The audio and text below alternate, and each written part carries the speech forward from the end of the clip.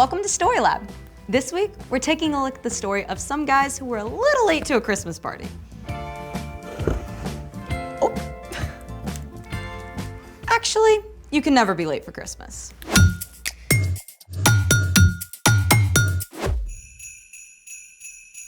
Hey, I'm Skylar. And I'm Sebastian. We're talking about why Jesus is so important in God's story. And in our stories. Also, we're doing some stargazing. I'm not going to be gazing at this star very long because it's going in my stomach.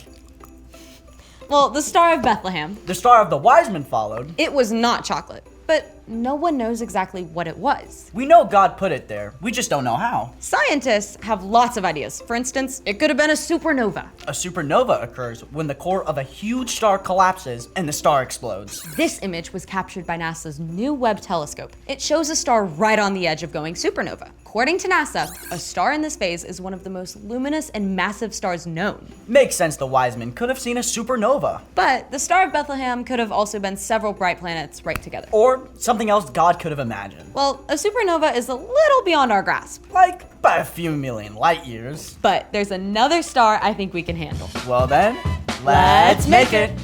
Today, we're making our own star lanterns. It's a bright idea.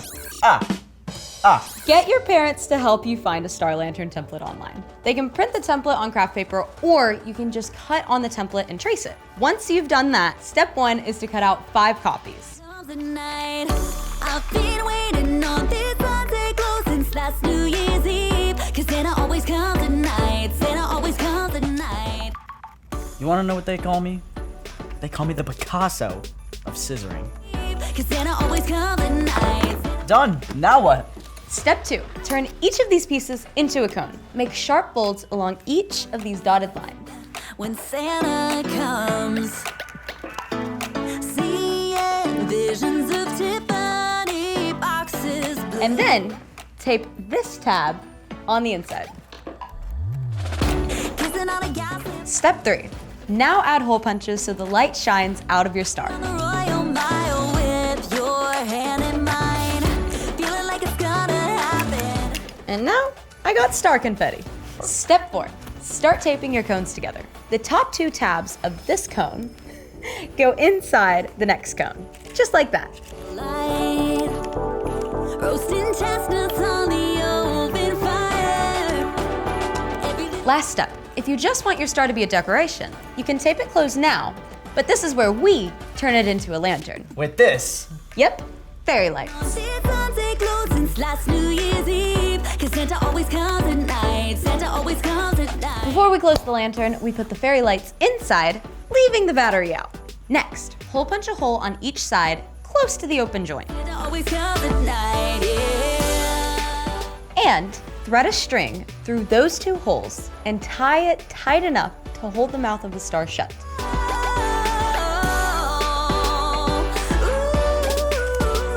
Check it out, Star of Wonder.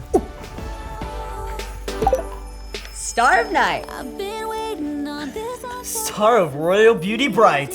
Speaking of which, it's time for... The story before the story. Today we're in the book of Matthew. Matthew was a close friend and follower of Jesus who recorded what he saw and heard. Before he met Jesus, Matthew was a hated tax collector who took more money than people owed. After meeting Jesus, Matthew changed. Matthew wanted to share with everyone how Jesus is the Messiah. Over and over, Matthew made connections to show how Jesus fulfills God's promise to send a rescuer, Beginning with the birth of Jesus and some unusual visitors. which is where our story starts. Take it away.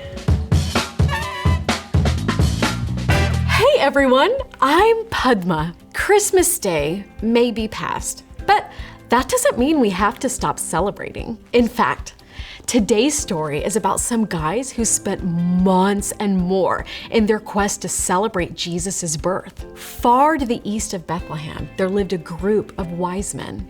These wise scholars studied ancient writings and the patterns of the stars. One night, they discovered a new and brilliant star. Look, right there, just above the horizon. It's not on any of the charts. Far out. Many years before, the Jewish people had lived in exile in this region, and Daniel had actually been one of the king's wise men.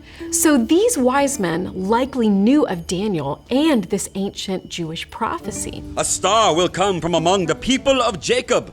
A king will rise up out of Israel. Surely this is the star. Then we got a brand new baby king. We should bring him gifts. Epic road trip. At this time, the common means of travel was your feet, or for the wise men, it may have been camels. They packed up supplies and beautiful gifts fit for a king, and then they set off across the wild and barren desert, following the star. Star of wonder, star of night, star with royal beauty bright. Westward leading, still proceeding, guide us to thy perfect light. Are we there yet? The journey covered hundreds of miles and likely took months of travel. But at last, the wise men reached Judea. They headed straight for the place you'd expect to find a king, the capital city of Jerusalem. Where is the child who has been born to be King of the Jews? We saw his star when it rose. Then we made like gazelles to come and worship him. You can imagine, the wise men caused quite a stir in town. Word quickly made its way to the palace where King Herod lived. And let's just say, he was not happy to hear news of another king. No fair. I'm the king. No one else can be king. Of course not, your most royal kingness. Bring in the chief priests. Call the teachers of the law. When King Herod got upset, he made sure everyone else was upset too. Like, the whole city. I'm the only king, got it? But where's this so-called other king / Messiah supposed to be born? In Bethlehem, in Judea. Bethlehem? This is what the prophet has written. But you, Bethlehem, are certainly not the least important among the towns of Judah. A ruler will come out of you. He will rule my people Israel like a shepherd. King Herod was outraged to discover there really was something to this new king thing. He sent for the wise men, and then he got sneaky. Well, you've had quite the trip. Just between us wise guy king types. When did this star show up? Right before we began our journey. I see. And your journey was how long? Really, really long. Here's how I see it. You go to Bethlehem and search carefully for the child. As soon as you find him, report it to me. Then I can go and, worship him too. Do you really think that Herod wanted to worship this new king? Yeah, me neither.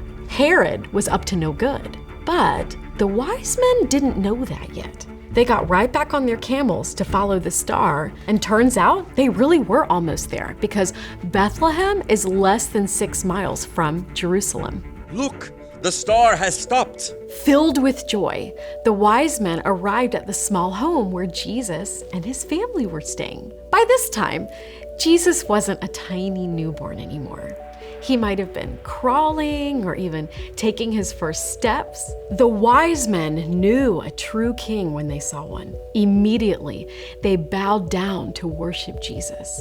Then they offered him their gifts. We've brought him gold. And frankincense. And myrrh. I know, don't even try to spell that.